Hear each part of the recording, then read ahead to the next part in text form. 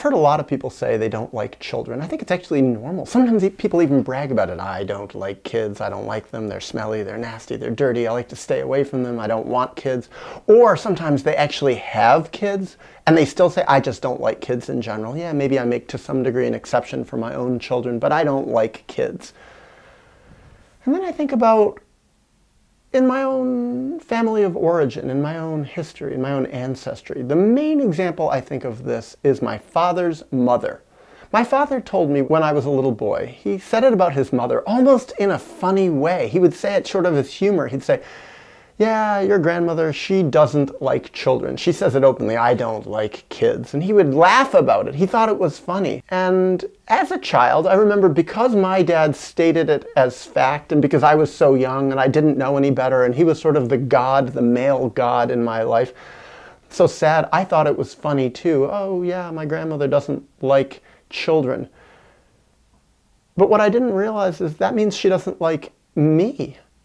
And when I think about it now, reflecting on it all these decades later, it was actually true. She didn't like me. And you know what the proof for her not liking me was? It wasn't that she was actually mean to me, because she never actually was mean to me. That's an interesting thing. And this is why it was hard for me to see back then. The main way that I now realize my grandmother did not like me is that she actually had no relationship with me. I didn't even know her. I mean, yes, she died when I was 12, but there were still 12 years for her to develop a relationship with me. And she didn't do it. I talked about this in another video. I have one memory, and I remember my childhood very, very, very well. I've done a lot of work in my healing work and remembering my childhood. I always remembered a lot of it, but I remember, I'd say at least after the age of 2, I remember, I would say almost all of it. I have one interaction that I had with my grandmother. We played piano together for 20 minutes, a half an hour. She taught me chopsticks, bump, bump, bump, bump, bump, bump, on the piano. And I remember smiling and feeling so happy. And in the denial-laden version of my family and the denial-laden version of me, I thought that this meant that my grandmother and I had a great relationship. That's how low my expectations were. The truth is, she was just doing it for the camera. She was doing it because she was in a good mood. She'd probably had a cup of coffee and was feeling happy. I was 10, 11 years old or whatever I was then. But that was it. That's my entire sum total of my actual interaction with my grandmother. There's no more. She didn't like kids. And what I also realized is she didn't like my dad.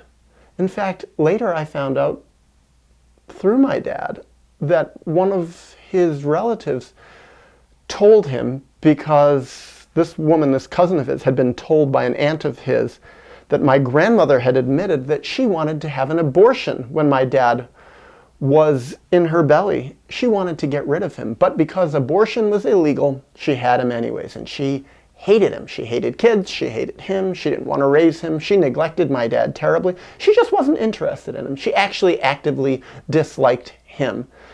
And when he was raised and he left home, she didn't have anything to do with kids anymore at all. She just wasn't interested in them. She certainly was not interested in me. And when I think about that, I also think in a lot of ways she passed that on to my dad, because there was a lot of things about my dad that really didn't like children.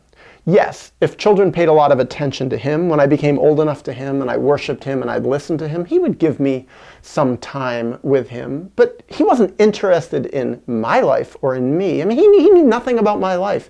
He knew almost nothing about my friendships. He didn't really like any of my friends. He didn't really like me. So now I'd like to get into some theory. What does it mean when someone doesn't like children?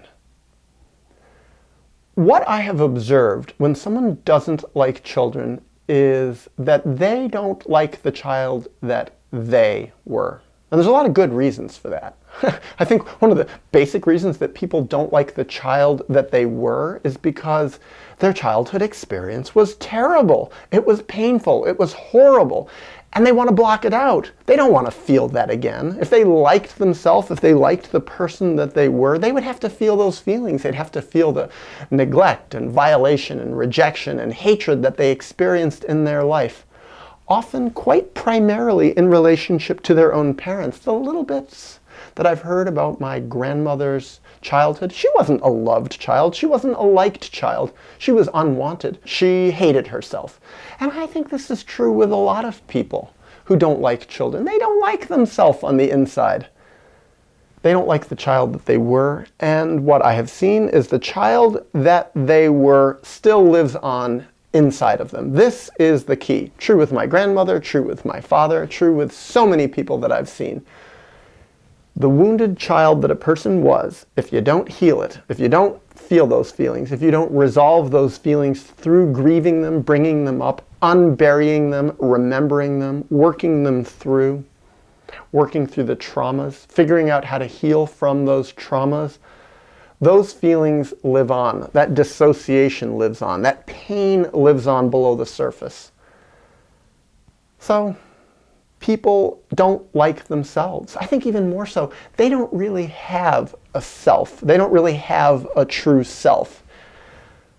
And so when they interface with an actual child, a child being a more connected, manifested, alive version of humanity than they are now, a reflection of what's buried in them, a reflection of what they were and what was killed and shut down, it overwhelms them. It repulses them. It's like, get me away from this creative, alive thing. Get me away from this thing that reminds me of what I once was and what I could have been and what I've given up on. And yes, what I still could be if I could look inside myself, feel my history, feel my pain, feel all my split off stuff, bring alive the parts of me that I feel more comfortable when they are dead. I've seen this about a lot of people who don't like children. Children threaten them. That's why they don't like them. Children threaten their fakeness. Children threaten their grandiosity.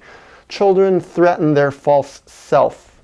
Children don't play by the fake rules of society. Children are innocent. Children are vulnerable. And that innocence and that vulnerability threatens people who are cold, who have lost their innocence, who are rigid in their lack of vulnerability. And what I've seen also is a lot of people pretend as adults to be innocent. They pretend to be open-minded. They pretend to be wise and thoughtful and mature.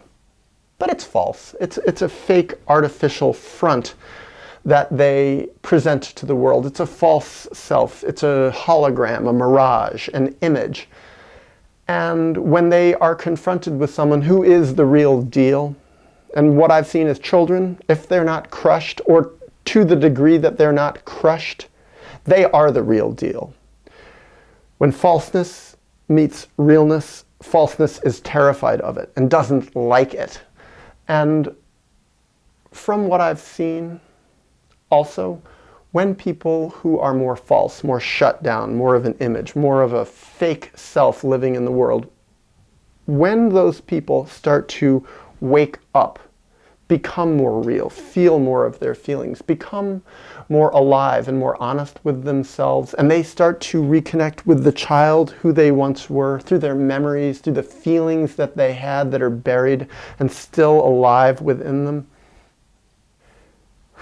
When they start to learn how to love the child that they once were more, when they start to become a real self more, when their false self starts to crumble and go away and dissolve more, I've seen it. I've seen people start to respect children more, and also to realize that they can learn a lot from children. They can learn a lot from watching children, from interacting with them. I've seen some people go through this process by having children of their own. I've heard actually many people say this. I reconnected with the child who I was and my inner child by having children of my own. I'm grateful. My children helped me learn how to connect with myself. My children are my teachers. And in one sense, that can sound nice. In another sense, what I've seen a lot of times, most of the time when people say this, is it's disturbing, because really what they're doing is they're using their children to grow. Sometimes they give a little bit of back of what they've learned.